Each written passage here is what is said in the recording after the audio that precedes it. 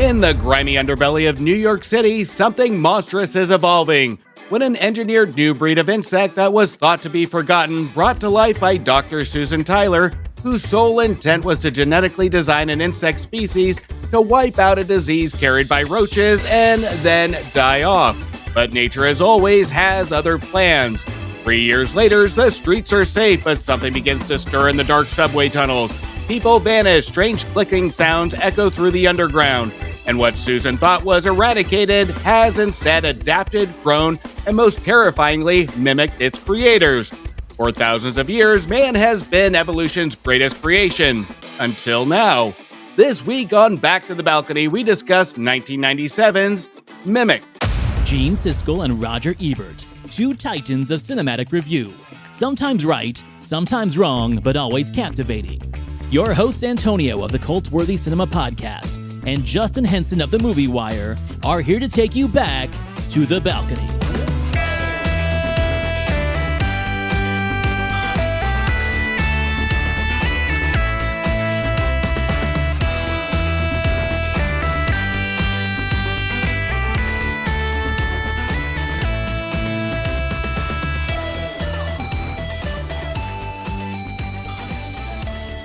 This is a film we haven't discussed, and I think it's appropriate because we have Del Toro's Frankenstein that just released, and I think it will come with little debate between us that this is director Del Toro's visions are unique, and even in his early day, especially with this, his first American film, can make even the most simplistic idea feel elevated to uniqueness to stand on its own, especially 1997, a year of the creature features such as The Relic, Anaconda, American Werewolf in Paris.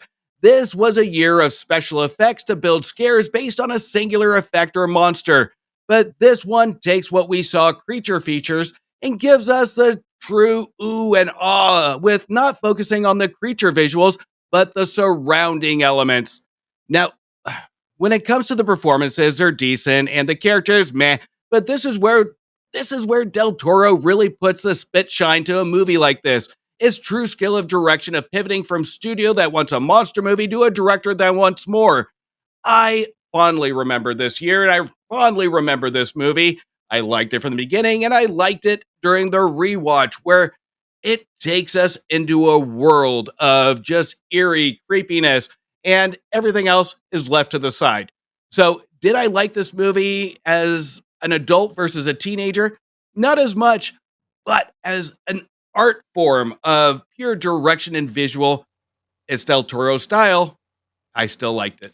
I'm not as fond of it as you are. I had not watched this since the theater, and I think the main reason why I did not like it so much in the theater is I think we just saw so much cellar dweller, sewage, creature features, and bug movies that this one didn't really stand up to me. Also, it was disappointing to me because I had already seen Kronos, Del Toro's first movie, which, super low budget, but very impressive and reminded me of like Jean-Pierre Jeunet movies, which I was already a fan of, like City of Lost Children and Delicatessen. And so I think the vibe of the mid to late 90s is that Del Toro was like the new Jean-Pierre Jeunet, just from Mexico.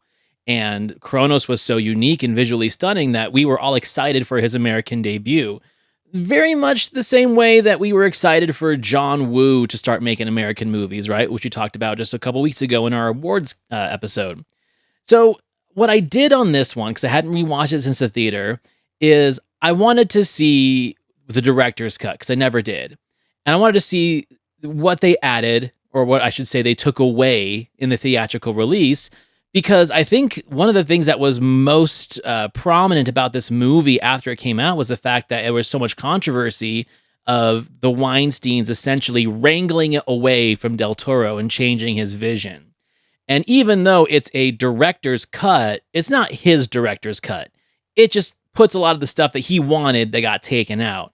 So I think the quote from him is like, it's not really my movie, but it was a bandage over a lot of wounds that experience was. He essentially has disowned this movie, and rightfully so. So watching the director's cut, I enjoyed it a lot more than the theatrical version for sure. Because one of the things I hated about the original theatrical version is like characters just disappear. Like there's There's moments that don't lead up to anything, and at least there was some resolution in some of the scenes and some of the characters, like Josh Brolin's character and things like that in the director's cut. So I was happy with that. Yeah, the vibe is good. The effect work is great. I was really impressed by it. But at the end of the day, I think it suffers to me from one of the major downfalls of movies like this, and that's too many unique characters. I just had a real issue of like we have an autistic child, we have a shoe shine dad, we've got the, subway cop, the Samuel L. Jackson character, except it's Charles S. Dutton in this one, which I think he's great, don't get me wrong. And then you've got like the stereotypical couple on the rocks trying to fix everything, right? That's like the formula for every movie like this, essentially. Did I hate the performers? No, but I hated the character dynamic. I think the characters are what took away from what the movie could have been. Because I was eager to see some of these fuckers get picked off. Where I think the movie should have been like, no, not this guy. Don't kill him. Don't kill her. But I will give it credit for killing children, and I'm always for killing children in movies. So, wow. So, I didn't have a problem with the character or the dynamics between them, but what I did have a problem with, and I hate to say his name on the show, but Weinstein, I would have loved to see what direction he would have been. And it would have been probably a blockbuster creature feature, focus on the monsters, focus on the kills. And I think that's where this might have been a better balance, because here's the deal. The performances are fine here. The characters I have no problem with on the cop, the shoe shiner, the biologist, whatever they are. But we don't spend enough time to really care about it. We have the pregnancy element. We have the cop that pops in, and we're going through the first hour and 15 minutes of all this filler that goes nowhere. That's what I'm talking about. It's character development that doesn't really add to the stakes of the movie. So this, where it would have been better, is to go more on the creature feature aspect. Spend majority of the movie in the tunnels with these characters that are trapped, discovering each other, building that dynamic, and having Del Toro's vision go along with these characters. That's what this movie needed, because I agree with you. This movie, we have so much pointless stuff. And I know this was supposed to be a short story turned into a 30-minute short, whatever it may be. But this is where we needed some really smart writing and not banking on the visuals. So I will acknowledge the fault of this movie, because these characters are boring to an extent.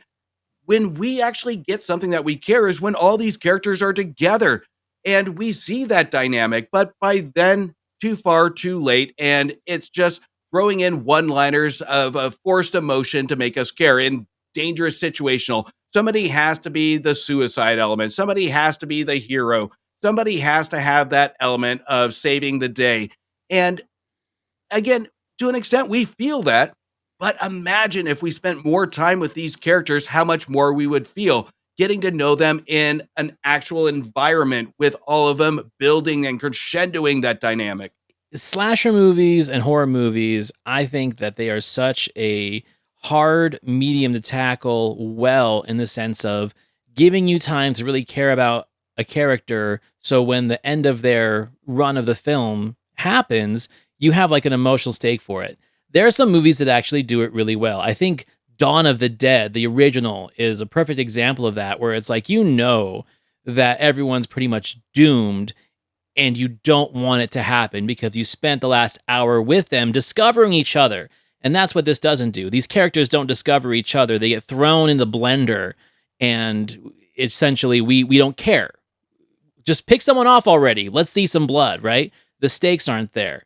I think that's my biggest issue with movies like this, is that they don't spend enough time getting you to care about the characters. So slasher films and horror films that are able to do that and do that effectively, that's a very tight skill. What pisses me off, bro, is the fact that John Sayles, the screenwriter, has a cameo in this movie, and they even kind of give him like a wink and a nod when Norman Reedus shows up as like the water treatment guy and says, oh yeah, sometimes we grab baby alligators out of here too. John Sayles wrote Alligator. John Sayles is a master of character development in horror movies like in Piranha and Alligator. Let him write this movie. That would have changed everything. You got him in the movie already. You're giving him a wink and a nod in the dialogue. He should have written this movie. He would have done everything that I just asked for this movie to do, and instead we don't get that. But ooh, like it's right there. It was in our grasp. But I will say that like visually, Del Toro saves the movie with what he's doing. Everything seems so calculated and mathematical. The shots are brilliant. The lighting's brilliant. And for a movie that's so dark and in the sewer and hard to see, the tension never lets up. Like he knows how to make the dark seem even more dangerous on the film, and like not seeing the creature but knowing it's there and seeing its shape is almost more terrifying than having it in broad daylight, seeing it face to face. I think that's a skill. So at the end of the day, I'll say what my takeaway from this movie is that he did a great job at making this movie look and feel great.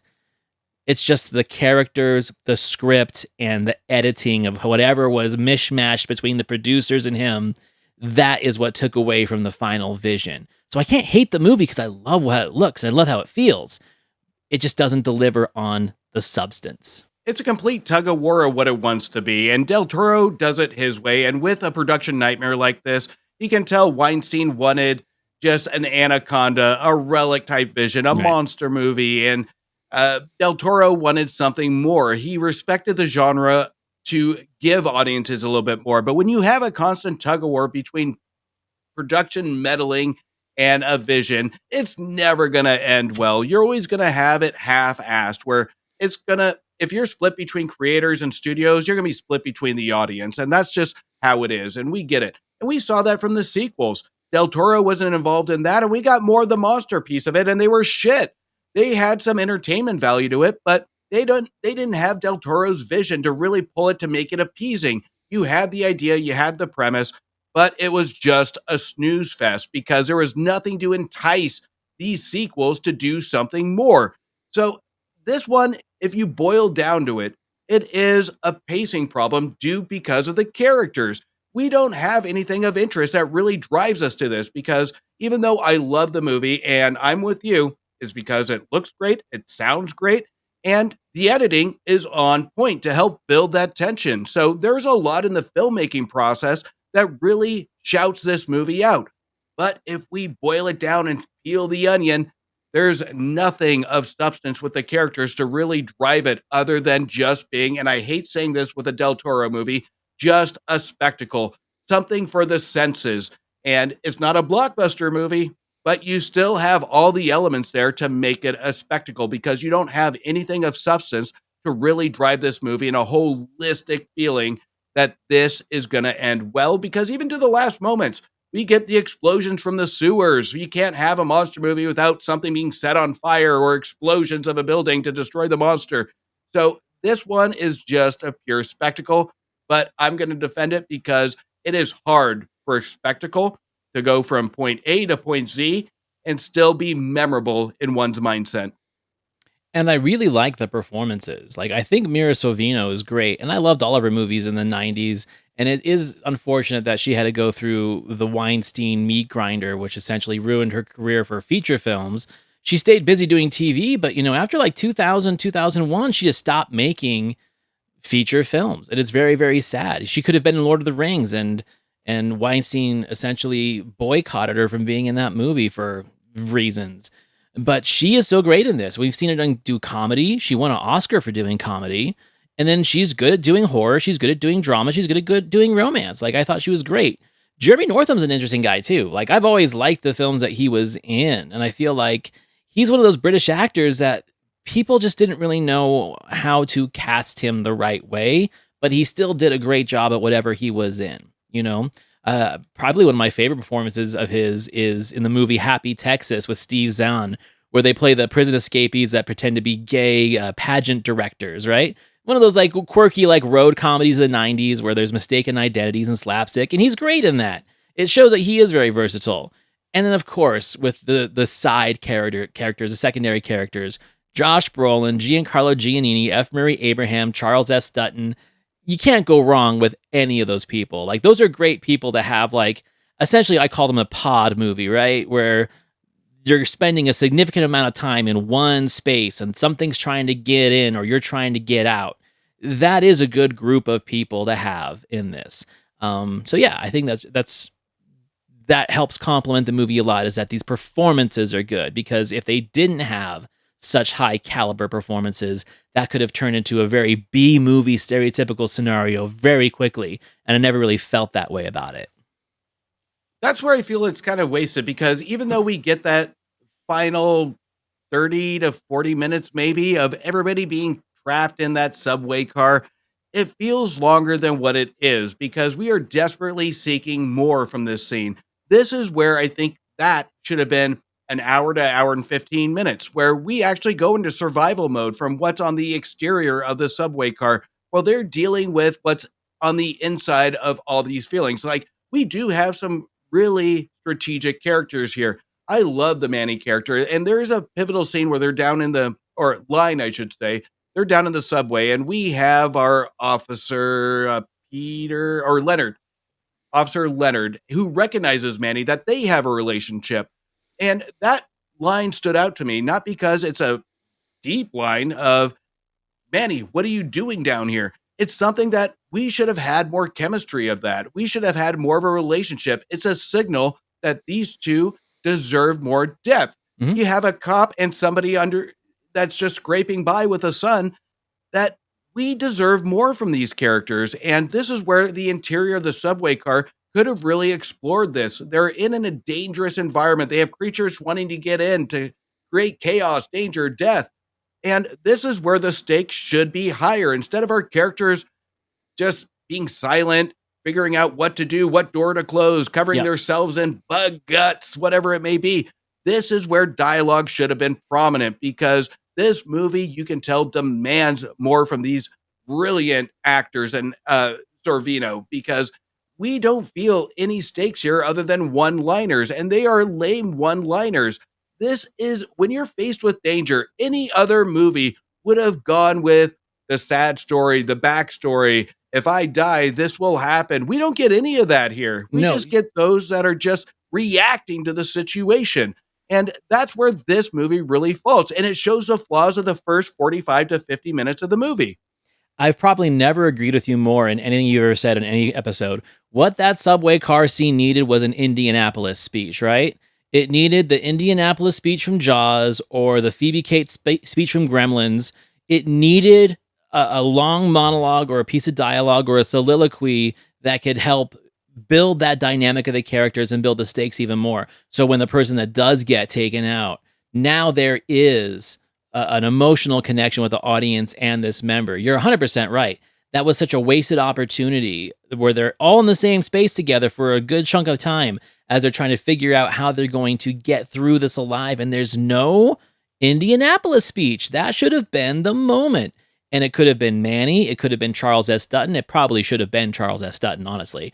But yeah, that's exactly what that scene missed because it takes place pretty much right at the start of the third act. And that's where you need that moment of connection, especially since we've been introduced to like this new kind of underworld environment, which is cool as shit anyway, right? It's like, oh, the underbelly of New York, there's all these abandoned train stations and subway tunnels, kind of like in Ghostbusters too, right? That's fascinating to me. And they don't do enough with it, and a little bit of dialogue could have helped, you know? It's like, my father was killed in a subway crash before this tunnel was shut down. Anything. Like, it could have just made it that much more it could have made it had a better connection with these characters, so when they actually did get taken out, we cared a little bit more. You know, when you don't have a well balanced movie, and this is the exact moment where I knew it wasn't well balanced, because even as a teenager, is I remember analyzing the screen, and in the subway car, there's a cardboard box, there's some cabinets, there's some uh, props scattered everywhere that my eyes just started to wander because that was interesting to me. The environment, how old is the subway? Has anybody been down there? Why does it still have power? So all these elements intrigued me more than our characters is where I spent more times gazing the screen than I did focused on what our characters are going to say. The environment, and this is where again we go to the unbalanced piece of it, where we lose interest when our eyes start to analyze a screen of the setting, you know the filmmakers are doing a better job than the writers and to an extent the actors. But that's not the fault of the actors here because they have nothing to work with. Right. They're all singular lines. But again, this is where it goes more spectacle than it does anything else because if I were to recommend this movie, it would be solely based on the spectacle. And I can go back and watch this movie 50 times over and not pay attention to the actors, but look at different things that I missed in the setting because the setting is still outstanding. Now, this is one of those interesting movies from the 90s that inexplicably got a handful of straight to video sequels.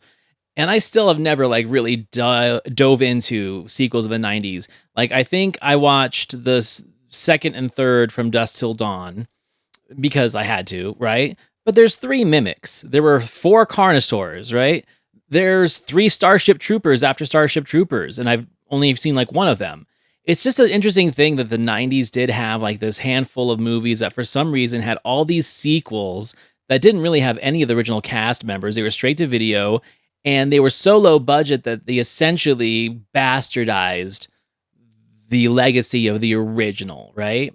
And I've never seen the other two mimics. I think there might be three mimics in an attempted series or whatever I looked at. Have you watched any of those? I've seen all of them. And this isn't one to kind of take focus off of the original. These sequels were made so people would go back and watch the sequel. You market these 2-3 movies and you're like, well, let me start with the first one and go back because Mimic wasn't a success. It wasn't a box office. No, which is so weird that it got a sequel and let alone two.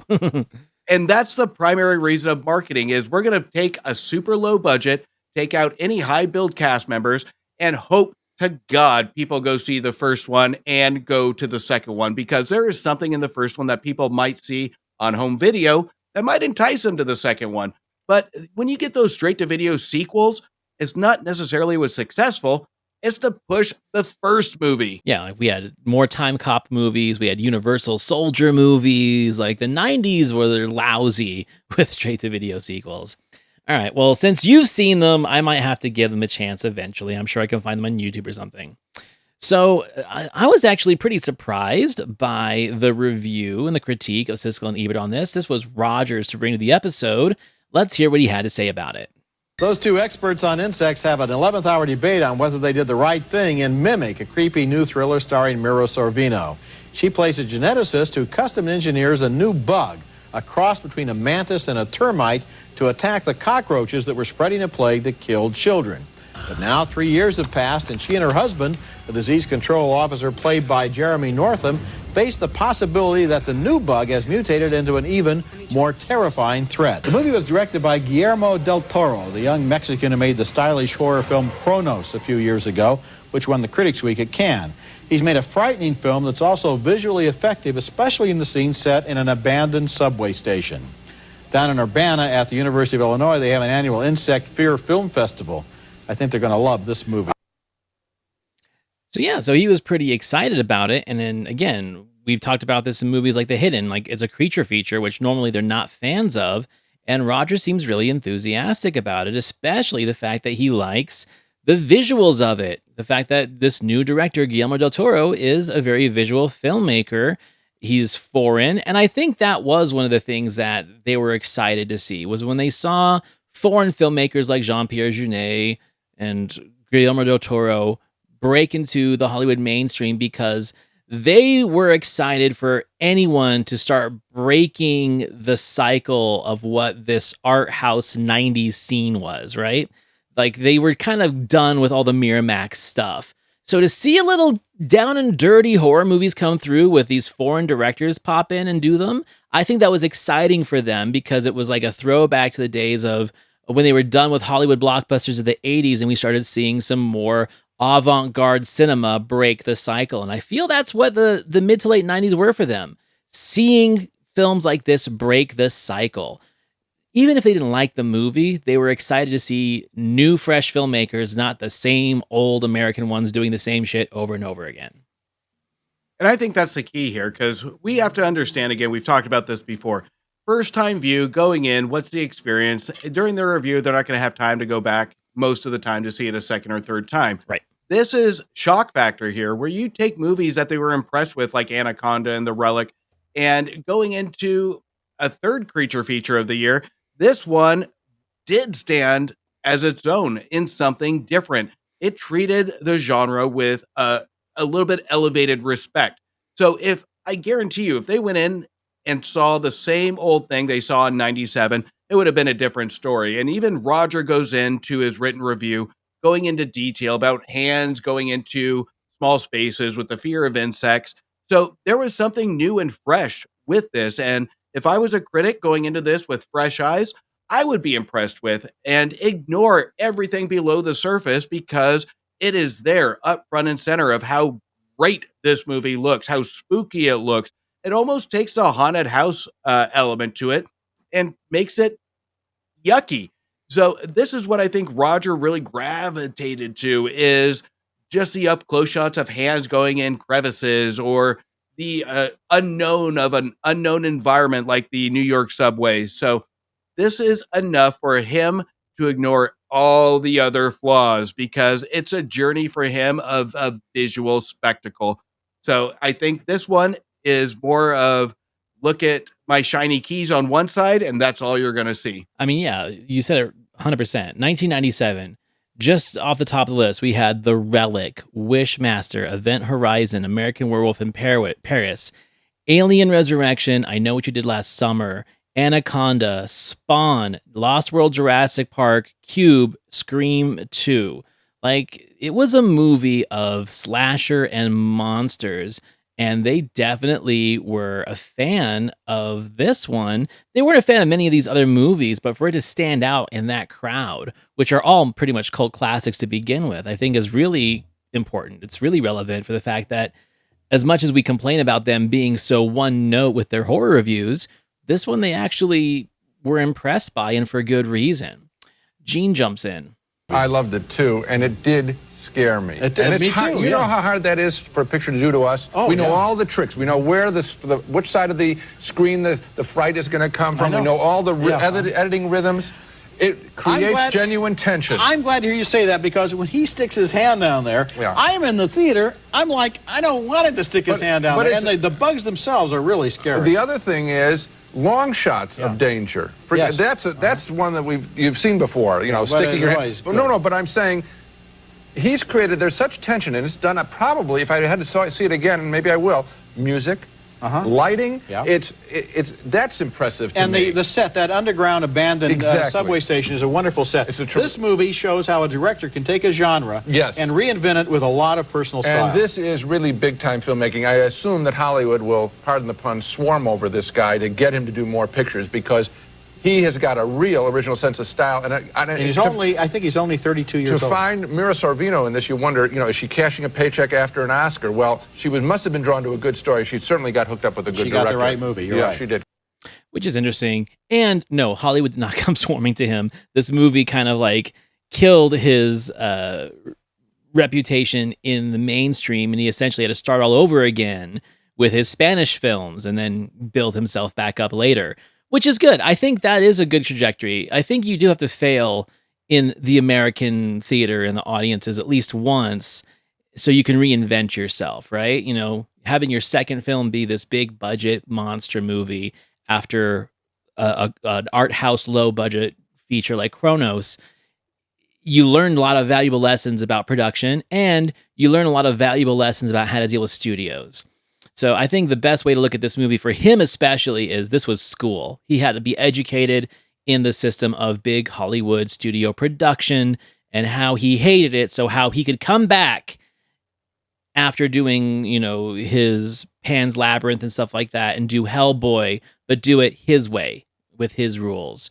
And then just kind of keep building his catalog after that. Well, we look at a pattern here because I think they nail it is we don't look, and I said it earlier in the introduction, that a lot of these movies that we saw in 97 focused on a singular special effect, a singular gimmick, a singular monster, and all the visuals surround this with everything else being ignored in the background. We'll take Spawn, as you spoke to a second ago, that they actually liked because it created a world. They created, other than the Earth world, it created multiple characters. It created a hellish world that they raved about in their review, and they're seeing it here. Is this creates a world of the unknown, and that's the fear that they're seeing. And this is where they're focused on. This is where their reviews are. 97 was Siskel and Ebert's mantra of give me something that creates a new world, not something that's singular, that's just boom and bangs and explosions, or coming around a corner, cranking up the volume and saying boo. This is the movies that they really focused on because it creates a world. And they're going to focus on that. They can ignore the flaws. And they said Sorvino picked the right script. Now, I'm going to disagree because this wasn't much of a script for her. If you looked at it on paper, there's not a lot here for her to say. There's a lot for her to do, not a lot to say. So, given that factor, I think they're a little misguided. It's a good performance, but when it comes to dialogue, we can hear that the dialogue isn't there to support what this movie could have been. Whether that was rewrites after the script, I don't know. But I'm looking at it at face value that I'm going to disagree because this wasn't a well-written script because the beginning first half was completely wasted. Yeah, I think with this review, they're definitely looking at style more than substance, and that's fine. I wish that they would have done that more often with certain films that they didn't like that I actually did, because stylistically and with the set design and the color patterns, they're doing more. Like I always talk about my immersive experience with movies. Sometimes you agree, sometimes you don't because you want more substance. I'm like, yeah, but the style is on point, and I'm down with the style right now. Sometimes it's nice to see them like step out of rank with their opinions on that, and they definitely do that here. So yeah, so when it comes down to it, I was very surprised they liked it as much. I think they liked it more than I did. The fact that it did come out the same year as The Relic, what I did think is that The Relic and this film make a great double feature, because hey, you've got essentially Alien in a museum and the catacombs underneath, and then you've got this, which is like Aliens in the subway station with these bugs. Like it, if you're tuned into that kind of horror and you're a big fan of James Cameron, Ridley Scott movies, those movies are very similar in theme, but they have interesting locales, museum, and then abandoned subway station under the ground, under New York. Like, I think it's great. Again, like you said, building these worlds and building these locations into something more interactive than just, oh, it's another spaceship movie. It's another submarine movie. It's another cave movie, right? So that's where I think I like what they're talking about. Gene surprised me. I really was surprised he liked this movie as much as he did. I have to get over the fact, and I've said this already in the last few episodes, where he contradicts himself on horror films and creature films and gloopy gloppy. So this movie is gloopy and gloppy, but for some reason he did not mind it. Maybe because it was so dark. So just being subjective on this episode and not cross-referencing the others, I think it's pretty decent. I like the movie. I'd give the movie a B. I'm going to give him a B. Yeah, I was actually surprised with Gene too, because you're right. The gloops, the glops, he hates. The children are in danger. I guess if it's only in danger, it's okay. But if they die, we talked about this before. If the kid dies, it's fine. But if they're in peril, that's what pisses him off. And the squishy sounds of these kids getting torn apart. I was like, damn, I forgot how much they do to these kids. It's a tragic scene. And that one, I was shocked that Gene liked it as much. And he's excited. He is super excited for this movie. But with Roger, he's even more excited that Gene liked it. I think Roger was more surprised that Gene liked it than anything else. So, and I think Roger, it's no surprise that Roger liked this. I think he gave it 3.5 stars, which I wouldn't go that far because you know what? He always likes substance to his sci-fi, but I think he was surprised with horror on this one, where he really got involved into the atmosphere of it, that he can't ignore the flaws. And I can't fault him for that because, again, I'm with him. In the same way. I can ignore the flaws, and I'm anticipating getting to that subway scene because I can't wait because of just seeing something new, something raw, something grotesque in just the environment, not just our creatures. That made me excited as a teenager seeing this movie. And when I go back to 97, you're right. The Relic and Mimic are great double features because when I think 97, I'm picking those two when it comes to horror movies. So, and I think this is where Roger really did get his boyish giddiness from, is he saw something new. We are in the 90s of CGI, special effects, and people leaned solely on that. Then you have Del Toro come in and just pump the screen full of unique visuals that didn't just focus on the creatures, because the creatures aren't the best effects. It's everything else. And that's what made Roger excited. And I'm glad he focused on that. But at the same time, he missed the flaws of the movie, the pure, utter linear boredom in the first hour of the movie. So it's hard. I'm back and forth, but I'm going to give him 2.5 stars on it because I'm going to forte him on and applaud him for his acknowledgement of the world, but he forgot everything, all the other elements that could make this movie exciting. No, I agree. I think it's a decent movie, and I'll probably like it again as I watch it again. Like I said, I don't have it on the shelf. I think I need to remedy that. I just don't want all the sequels. So I'll just try and find like the first one and the director's cut. I definitely preferred the director's cut, which isn't always the case for me. There's a lot of films where it's like, I don't like the director's cut. Give me the theatrical cut. This one, I think the director's cut actually puts things in that give the film more substance and make it more of a cohesive movie and less scattered than the theatrical version. So yeah, I think I will go find myself the director's cut. All right, cool. Good conversation. So next week, we are getting out of the creature features and the horror films, and we're going back to like our mixed bag of movies, and we'll have a few special episodes thrown in over the next couple months. So I'm bringing, to pull us out of the dark and into the light, Wild Hearts Can't Be Broken, starring Gabriel Anwar and Michael Scheffling and Cliff Robertson. And it's a classic. It's a movie I love. Last we talked, you hadn't seen it yet, so this will be a new film for you, and we'll see what Roger and Gene have to say about it. So yeah, we're doing kids' movies again. Bringing out the inner child going into the holidays. This is going to be a merry time at Back to the Balcony. It's interesting because this movie only came out like a year or two after Newsies. Like it's in that era of Disney making like these kind of kid adult live action movies. It blows my mind that this kind of went over your head. So I'm really curious to see what you think about it. I'm excited because I'm surprised I haven't seen it because the plethora of Disney movies in the 90s, it just skated by me. So I'm excited to see it and maybe have some good manipulative Justin feels out of this one. What we may have to revisit, because when I was watching it, I found a trailer that was on the old VHS. Remember that movie? I think it was called Tall Tale, and it had Patrick Swayze as Pecos Bill, and there was like a Paul Bunyan character in it too, but it was live action. I only remember seeing it in the theater one time, and I remember so little of it. I'm like, we might have to revisit that. So if they reviewed it, we'll definitely throw that on the list.